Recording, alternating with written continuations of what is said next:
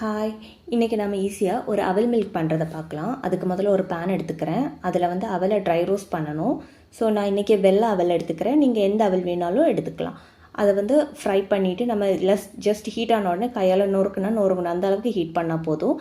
Of பண்ணிக்கலாம் இப்போது. அப்புறமா ஒரு பவுல் எடுத்துகிட்டு அதில் நல்ல பழுத்த வாழைப்பழமாக நம்ம யூஸ் பண்ணிக்கணும். அதை வந்து சின்ன சின்ன பீஸாக கட் பண்ணிக்கலாம்.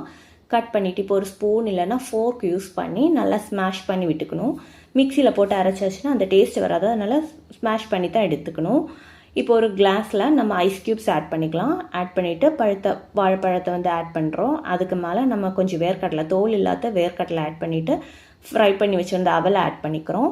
இதுக்கு மேலே ஃப்ளேவருக்காக நான் பூஸ்ட் ஆட் பண்ணுறேன். நீங்கள் பூஸ்ட் இல்லைன்னா ஹார்லிக்ஸ் எது வேணாலும் ஆட் பண்ணிக்கலாம். அது கூடவே நான் கொஞ்சம் ஹனி ஆட் பண்ணுறேன் ஸ்வீட்டுக்காக. நீங்கள் ஹனி இல்லைன்னா சுகர் எது வேணாலும் ஆட் பண்ணிக்கலாம்.